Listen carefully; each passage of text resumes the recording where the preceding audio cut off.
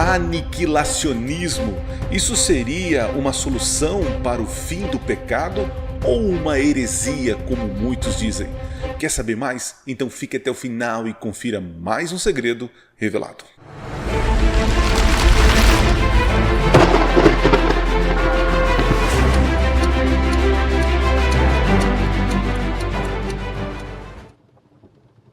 Olá, seja bem-vindo a mais um vídeo do canal Minuto Profético. Que bom podermos aí gravar mais um vídeo essa semana. Acordei cedinho aqui, preparei um assunto que já estou mastigando já há um tempo, né?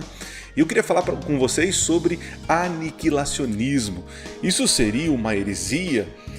Ou seria uma solução viável para o fim do pecado? Eu sei que muitos acreditam no tormento eterno, né? Mas o que os adventistas, o que o pastor Adriano acredita sobre aniquilação? Seria algo viável e bíblico? Então eu quero mostrar para você hoje 4 motivos porque sou aniquilacionista. Tá certo? Mas antes, quero convidar você a se inscrever no nosso canal, dá um joinha, já dá um joinha aí, curte aí, compartilha e assista os nossos últimos vídeos, tá aqui ó para você, ó, que nós passamos aqui no canal. E o último, nós estamos falando ali sobre, como posso dizer, é um desabafo meu diante das críticas e as besteiras que as outras pessoas têm falado sobre os adventistas ou a crença adventista, né? Então até tem um momento ali que eu eu estou um pouquinho equivocado na questão musical da igreja adventista, né? Falei, pastor, como assim você falou que o Prisma e Alessandro Samadelo não estão em alta, ou isso é só dos anos 2000, né? Eu vou ser sincero para vocês, né? Eu estou um pouco desatualizado na questão musical da igreja. Se você não entendeu nada que eu falei aqui, vai lá no último vídeo e assista esse vídeo que está muito interessante, vai te esclarecer muitas dúvidas, tá bom? Então vamos para o assunto. Por que a aniquilação dos pecadores, a extinção é uma solução e não uma heresia? Vamos entender. Vou colocar aqui na tela para você ver. Muito bem, está aí na tela. Vamos conferir os motivos porque eu sou aniquilacionista. É até um palavrão, né? Treinei bastante para dizer isso, né? Vamos lá. Muito bem, a crença fundamental dos Adventistas do Sétimo Dia, número 27, está no livro Nisto Cremos, que é um livro, uma literatura primária da nossa igreja, que fala sobre as nossas crenças, né? Então é importante os nossos críticos lerem esse livro antes de falar qualquer tipo de besteira, né? Então vamos lá, o que diz essa crença? O milênio é um reinado de 1000 anos, né? Vai falar sobre milênio, volta de Jesus, ressurreição e tal. 1000 anos de Cristo com seus santos, no céu, né? Quem sabe um dia a gente... Apesar que eu já gravei um vídeo falando sobre o milênio será na terra ou no céu, né? Nós acreditamos que será no céu, tá? Entre a primeira e a segunda ressurreição. Durante esse tempo serão julgados os ímpios mortos, né? No fim desse período, Cristo com seus santos e a cidade santa descerão dos céus à terra. Apocalipse 21 fala sobre isso, né? E Apocalipse 20 também. Os ímpios mortos serão então ressuscitados e com Satanás e seus anjos cercarão a cidade, né? A última tentativa de destruir a cidade e os santos, né? Mas o fogo de Deus os consumirá. Isso é muito claro em Apocalipse 20, né? Fala que o fogo os consumiu, né? Consumirá e purificará a terra. O universo ficará eternamente livre do pecado e dos pecadores. Esta é a crença do aniquilacionismo na igreja adventista do sétimo dia. Então vou dar alguns motivos porque creio nisso. Vamos lá. Primeiro motivo. Vamos lá. O texto está grande, gente. Eu talvez não quero cansar vocês, mas é que eu queria ficar de uma maneira dentro do assunto, para não devagar bastante. Você sabe, pastor quando pega o microfone começa a devagar, tal. E eu queria ficar aqui dentro do tema para responder esta questão muito importante, tá bom? Então, bora lá. A morte é a punição do pecado. Guarde isso, é a morte. É a morte, não é o tormento. Não é o tormento.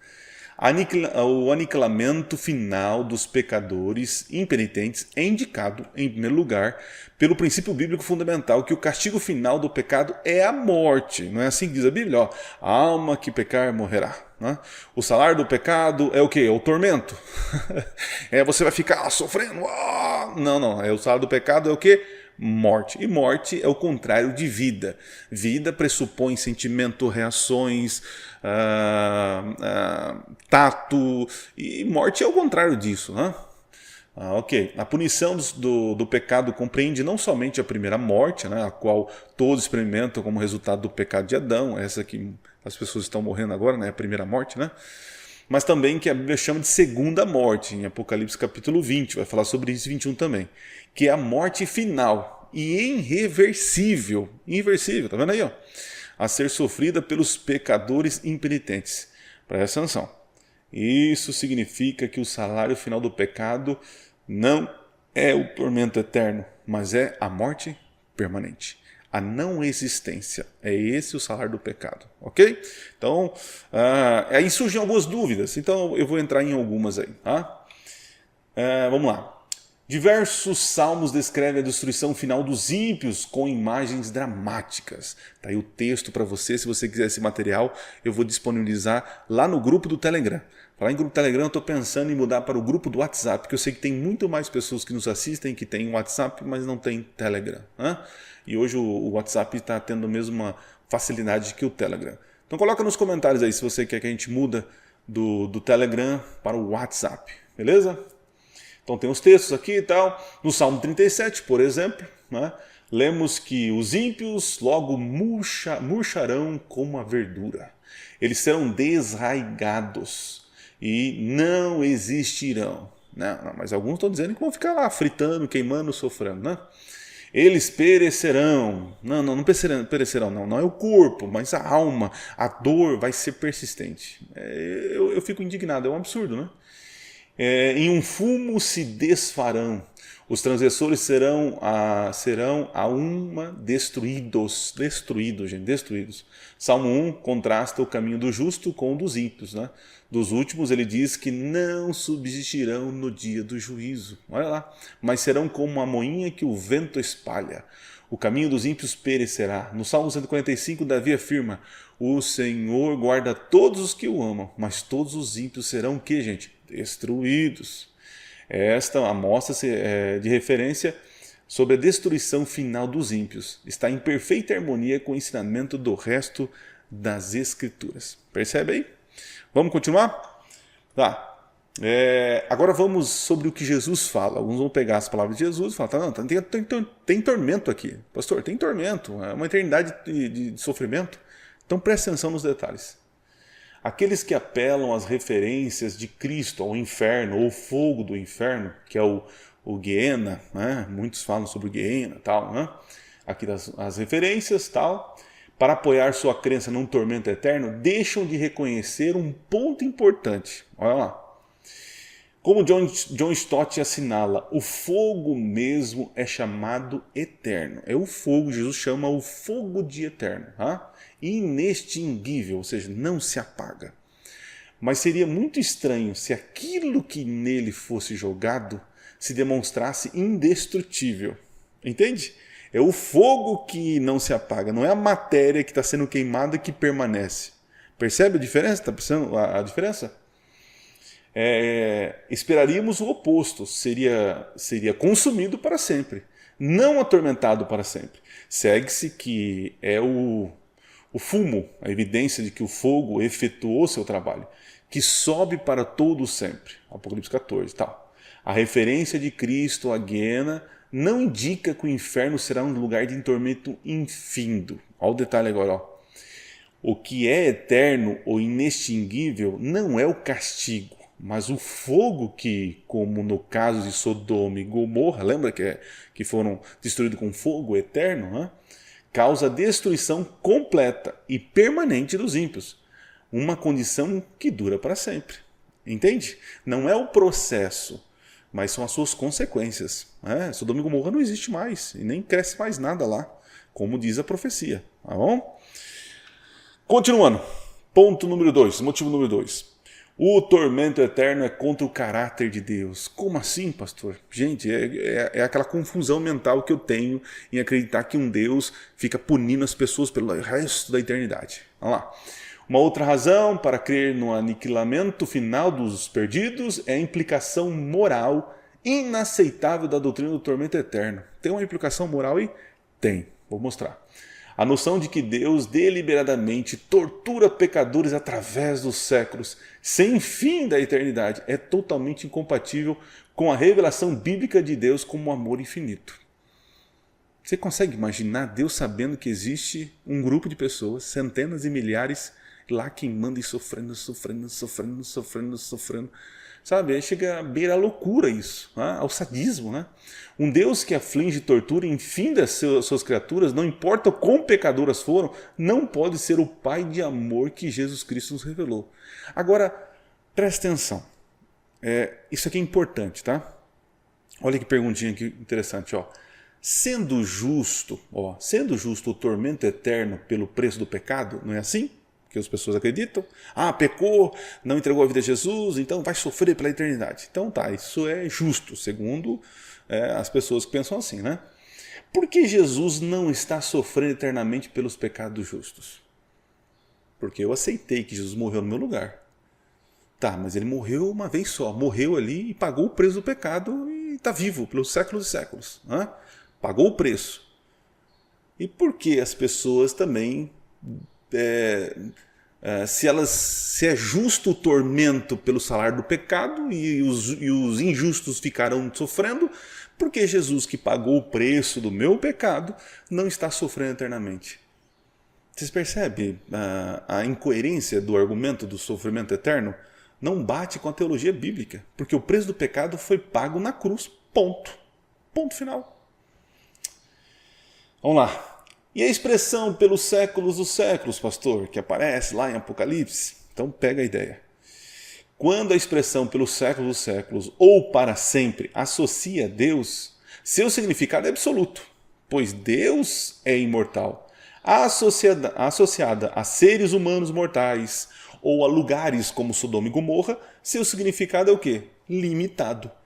Então eu vou queimar enquanto houver matéria. Sodoma e Gomorra queimou quanto houve matéria, depois terminou. Porque o que é eterno é o fogo, não são as pessoas, não é o castigo. Percebem a incoerência aí de muitos? Vamos continuar para não ficar muito longo o vídeo? Terceiro motivo, olha lá. O tormento eterno cria um problema. Qual o problema, pastor? Olha que problemão que cria. Uma razão final para crer no aniquilamento dos perdidos é que o tormento eterno pressupõe um dualismo cósmico e eterno. Haverá dois mundos, segundo essa teoria aí, ó. Céu e inferno, felicidade e dor, bem e mal, continuarão a existir para sempre lado a lado. Mas eles estarão num lugar muito longe, inacessível para o crente. Mas o mal, o pecado, continua a existir. Entende? Que besteira. Então não houve uma solução, né? Ainda existe sofrimento e dor em algum lugar no universo. Olha o dualismo, né? É besteira, besteira. Apocalipse 1 diz, olha só, é impossível reconciliar essa opinião com a visão profética da nova terra, na qual não haverá morte, nem pranto, nem clamor, porque as primeiras coisas são passadas. Pastor, mas não haverá morte lá na cidade. Olha que absurdo, né? É tentar conciliar uma ideologia, uma filosofia grega pagã para a solução do pecado, né? Que não é coerente. Como poderia pranto e dor serem esquecidos se a agonia e a angústia dos perdidos fossem aspectos permanentes da nova ordem? A presença de incontáveis milhões sofrendo para sempre no tormento excruciante, olha só, mesmo se fosse bem longe do arraial dos santos, serviria apenas para destruir a paz e a felicidade do novo mundo. Como assim? Eu estou vivendo em paz e alegria e sabendo que tem um grupo de pessoas lá sofrendo. Se eu que sou pecador me incomodo com isso, às vezes eu estou tão feliz e tão bem, né? Só que quando eu sei que o meu amigo ou pessoas que eu amo estão sofrendo, isso me tira a paz. Não seria diferente na nova terra? Que problema que nós criamos, né? Quer dizer, as pessoas criam pensando nisso, né? A nova criação resultaria defeituosa desde o primeiro dia, visto que os pecadores permaneceriam como realidade eterna do universo de Deus. Existe lá o mal lá, o sofrimento, a dor, e as palavras de Jesus é mentirosa, porque diz que não haveria mais dor, né? Seguimos. Último ponto, porque sou aniquilacionista. A aniquilação trará a purificação da terra. Olha que coisa importante. Ó. Não diz a própria Bíblia que o primeiro juízo veio com água e o segundo viria com fogo? Né? Então faz muita coerência com o macro da teologia. Ó. Descrevendo o dia do Senhor, quando todo o traço de pecado for extinto, Pedro diz, os céus passarão por estrepitoso estrondo, e os elementos se desfarão abrasados. Também a terra e as obras que nela existem serão atingidas. O fogo que destrói os ímpios purifica a terra da poluição do pecado. Das ruínas da terra, Deus fará surgir novos céus e nova terra, pois o primeiro céu e a primeira terra passaram. Da terra purificada, recriada, o lar eterno dos remidos, Deus banirá para sempre a tristeza, a dor e a morte. Finalmente, será extinta a maldição trazida pelo pecado. O mesmo fogo que traz juízo sobre os ímpios é o mesmo fogo que purifica a terra. É interessante que Apocalipse capítulo 20, ali, dos versos 11 em diante, diz que o inferno, olha só, o inferno, a morte, né, os pecadores que não estão escritos no livro da vida, são lançados no lago de enxofre, de fogo. E lá são consumidos, tá lá, e os consumiu. Né? Não vão ficar lá, meu Deus, chega a ser ridículo, desculpa, com todo carinho, é estranho, é muito, sabe, é triste pensar numa situação dessa, né? Enfim, desculpa meu desabafo aqui. Qual a importância de tudo isso, pastor? Qual a importância? Primeiro, a aniquilação do pecado é a solução para uma vida eterna de paz. Se eu sei que o mal está extinto, destruído, aniquilado, eu terei paz. Entende? Enquanto não houver a extinção do pecado, da morte, da dor, não teremos paz. O que mais? A aniquilação resolve o problema da existência do mal. Entende? Se eu souber que existe um mal em algum lugar, isso vai me trazer aflição. É incompatível a paz sabendo da maldade existente no universo. A aniquilação, olha só que importante, a aniquilação é justa comparada a uma eternidade de sofrimento por uma vida de existência. Mas o pecado que eles cometeram foi contra Deus, um Deus eterno. Mas é injusta. Uma pessoa que viveu 50, 60, 70, 90 anos e por rebeldia pagar a eternidade de sofrimento. Esse não é um Deus que eu acredito. Isso não é justo. Não é justo. Assim como Cristo morreu e pagou o preço, não tem por que os outros ficarem pagando o tormento eterno. É um absurdo, é incoerente. Ok? E assim terminamos aqui. Bem, queridos, eu queria expressar aqui a minha crença sobre aniquilação. Eu creio que é uma doutrina bíblica, coerente e traz solução para o fim do pecado. Espero em Deus que você entregue seus pecados a Jesus, aceite a nova vida que Jesus tem para você, para que você viva eternamente, né? E não seja consumido com o fogo do juízo. Tá bom? Se você pensa ao contrário, pode colocar aí nos comentários, sem problemas. Tenho lido vários comentários aqui, mas seja respeitoso, né? Eu sei que às vezes a gente fica chateado com certas coisas, mas se eu falei algum absurdo aqui que é contra, falei alguma coisa errada, né? Eu sou humilde para chegar e dizer que errei, né? Mas aquilo que eu tenho lido sobre o tormento eterno não faz sentido com a Bíblia, principalmente a escatologia final. Um Deus que quer destruir o mal permanece dando dor e sofrimento para as pessoas. Isso não é solução para o mal. Aliás, Deus vai dar vida eterna para os justos, não vida eterna para que as pessoas morram enfim, a morte, a segunda morte, que é a extinção, é a solução para o pecado. Não é um tormento eterno, tá bom?